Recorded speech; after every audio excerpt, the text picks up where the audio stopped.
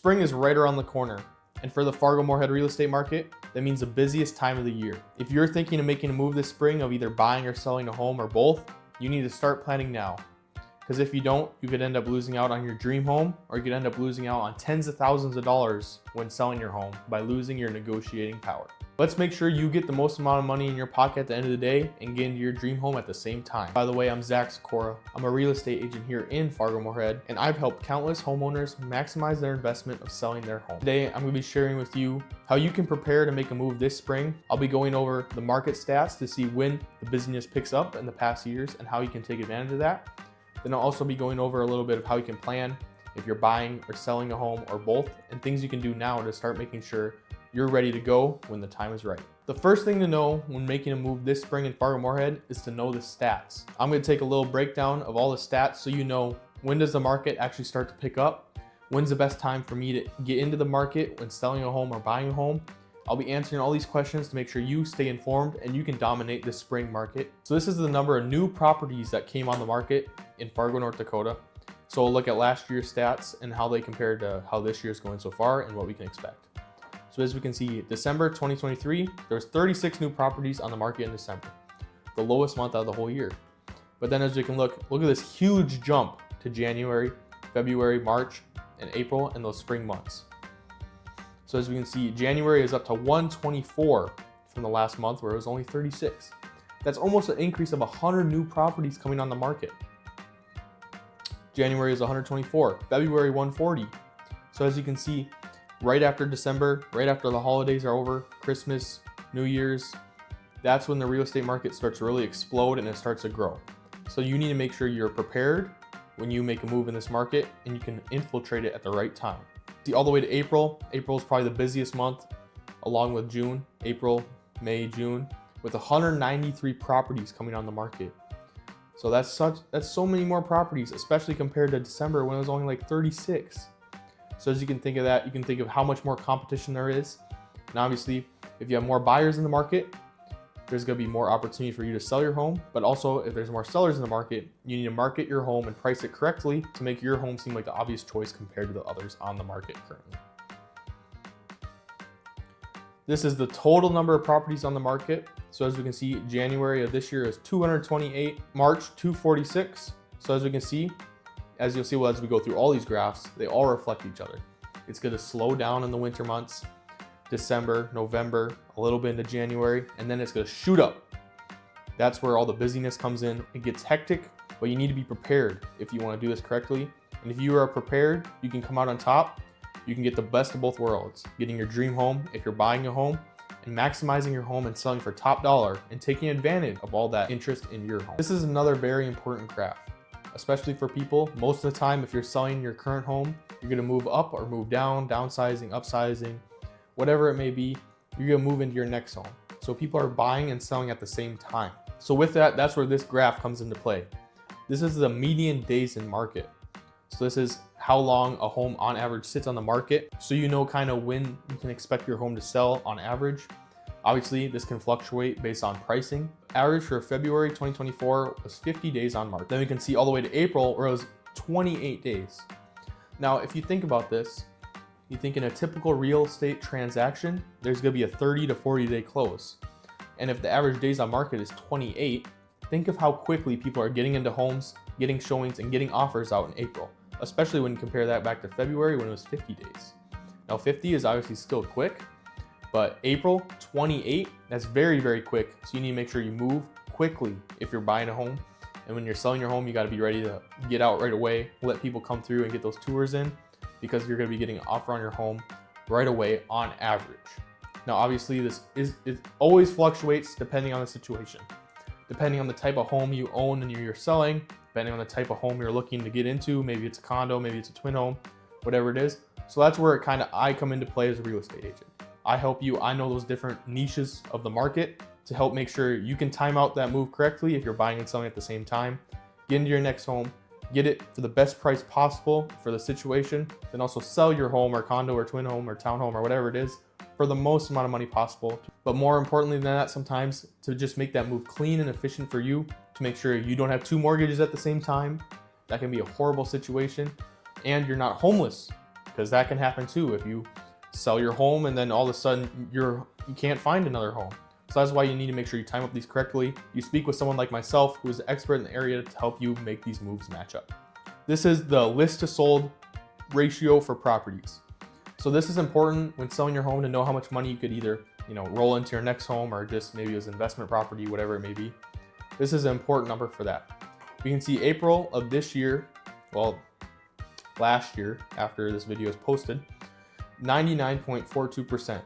So this is a huge and great number showing that, let's say for example, if you list your home at $100,000, obviously there's not that many homes for sale at that price, but you're gonna be getting people and getting an offer at $99,420. So this is an awesome price where it's just slightly below the average when you're selling your home and you can get the most amount of money possible. And we can also see from this graph that there's even years where that number gets above 100%. Now this is obviously awesome when you're selling your home, but also it's a give and take. You gotta know that if you're buying a home, you can expect to maybe pay a little bit more money to compete with those other offers to make sure you get into that home. But then also when you're selling your home, you know that on average it's getting over market value, which is obviously an awesome thing for people selling their home here in Fargo, North Dakota. Now that you see the stats that actually right after December and New Year's, the holidays, it starts to pick up slowly, and then once it gets to March, April, that's when it really shoots up. So you gotta be prepared. Being prepared and ready to move is essential in this market if you want to succeed, especially in the spring months. So now I'll be going over a little bit of how you can prepare depending on your situation. Buying, selling, both, whatever your situation is, I'll be breaking that down a little bit now. So the first thing, if you're buying a home and it's a competitive market, there's a couple things you need to do. The first and main thing is to get pre-approved early if you're gonna be getting a loan for the property. Obviously, if you're paying cash, don't worry about it, but get pre-approved early, because this is the worst thing that can happen to someone who's buying a home. Let's say we're looking at a home. You just saw it online, you just want to pop in quick because you're still kind of in that looking stage. So you go walk through the home and just from the second you walk in, that's the home for you. That's your dream home. So you finish the tour and you just have that feeling and that's the home for you. So right after the tour, you call your lender up, you call them up, you say you need to get this pre-approval. So you send in all your stuff, even though it's right away, even though you're quick with it. That process is still gonna take 3 to 6 days. But within that 3 to 6 day period, someone else walks through the home. Someone else falls in love with the home. They put an offer in on the home. So before we're even able to write on that home, someone else came and snatched it up before you could get that pre-approval in.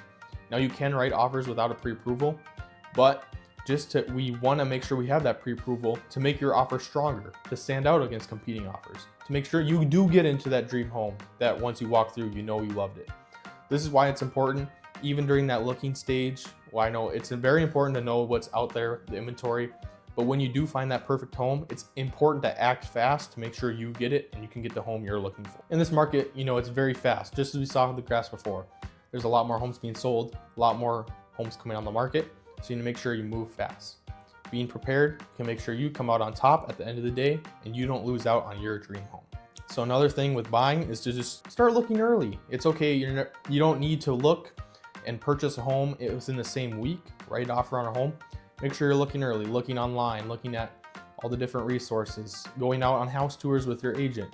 This is just important to make sure you know what the market is like, what you're looking for, and you can narrow down your wants and needs to make sure you know what you're looking for. So then when that perfect home does come on the market, you can snatch it up quick before someone else does. Another little tip for buyers, just to give yourself that edge, is to be flexible with the closing date. So especially in a market where a lot of people need to buy and sell at the same time, if you're flexible with the sellers, flexible with their closing date, this can make you have up on the other competition that are putting offers in on homes. It may be some sellers, they want a quick close. Some other sellers maybe want a longer close to make sure they get into their next home. So just you as a buyer being flexible with that can bring you a lot more negotiating power than some people really think. So just to summarize a little bit, if you're buying a home, just make sure you're prepared, make sure you're ready to move, get pre-approved early, and always just be in contact with your lender and your real estate agent with what's going on to make sure when you do find your dream home, you can make a move quick. So the next thing is preparing your home to sell. So if you're selling, you may want to put your home on the market at the end of February, early March, I recommend. So just make sure you take advantage of the buyers that are all coming in after the new year, who maybe are still looking for a home. But then if your house is sitting on the market for a little bit of time, like a couple weeks, then you can still take advantage of all those buyers coming in the April time where we saw that shoot up on all the graphs. So to prepare for that, it's okay to start preparing now. You need to make sure you start decluttering early. It doesn't have to be all in one weekend, but just start maybe doing a little bit every weekend to make sure when that time comes, you're ready to go. That can bring a lot of stress out of the process.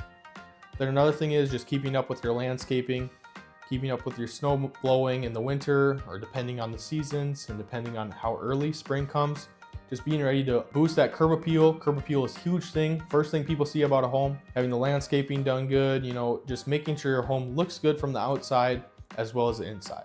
Obviously, no one wants to renovate their whole entire house when they're gonna sell it and give it to someone anyway, but maybe doing some minor touch-ups can give you that edge up, touching up some paint, some wood chips, just stuff like that to make sure your home stands out to the competition. Because when selling your home in a competitive real estate market, it may seem like it's just kind of straightforward, but if you do it correctly, you could end up getting more money in your pocket at the end of the day. So that's why you need to still make sure you're prepared to sell your home, prepared to when you're buying a home. Always be prepared. You never know what's going to happen, and you need to move quick in this market to make sure you take advantage. So now I'm going to talk a little bit about buying and selling at the same time. Now this can seem like a very, very stressful situation for a lot of people, where you're trying to juggle two different home sales at once, the sale of your current home and the sale of a new home. This can be very stressful. But it's my job as a real estate agent to help guide you through this process, make it as stress-free as possible to get you into your next home and sell your current home for the best price possible. A big thing with buying and selling at the same time is your financial situation. So obviously, you know your finances, be realistic about your finances. Some people are actually able to afford a second mortgage for a month or two while their other home sells and they find a new home. Other people, they take out like a bridge loan to cover that cost, or they pay for one of the homes in cash or whatever it may be. Some people do need those closing dates to line up perfectly to roll over the cash from the sale of their home into their next home, which is absolutely fine. But you just need to make sure you're prepared for this. So what I recommend, especially in a busy market like this when selling your home, so looking for your home and trying to get under contract on your home, because that's gonna be the difficult part when it's a really busy and a really seller's market, is to make sure you're under contract and you find your perfect home before putting your other home on the market. So this doesn't mean you don't start cleaning, we don't have pictures taken, videos taken for YouTube when we're selling it. This means we're gonna have all that done. The only thing we need to do is just to have you sign the paper to sell your home. Then we put your home on the market. So this makes sure there's no buffer of time where we're under contract on your next home and we still have to get all the stuff ready to sell your home. We're gonna get your home all ready to sell. You just need to put the sign in the yard. This may result in a more aggressive pricing strategy, but this is just one of the strategies we use, and there's obviously different strategies to use depending on your buyer situation. So that's a big thing. Don't take this as advice to do for every single situation. It depends on your own unique situation. So if you want to see what my recommendation is for your unique situation, schedule a call with me through the link in the description, over Zoom, over coffee, in my office, whatever it may be. We can talk over your situation and see what would be the best practice for you, where you can maybe post your home subject to owner purchase contingency, where it's subject to the purchase of a different home. You can write offers contingent on the sale of your home. There's a lot of different options for people, but you need to make sure you take advantage of the options you have for your situation. Thanks for watching this video on how to get ready to sell here in Fargo-Moorhead this spring. If you're thinking of selling or buying a home in Fargo-Moorhead this spring, let's get a plan put together early. You get the most smooth and stress-free sale of your home possible while still being able to buy your next home with confidence and buy your next home for the best price possible. Again, I'm Zachsykora. I'm a real estate agent here in Fargo-Moorhead. If you want to see what the best strategy would be for you, then you can schedule a call with me through the link in the description, or you can call the number on your screen and let's get together and make a plan early.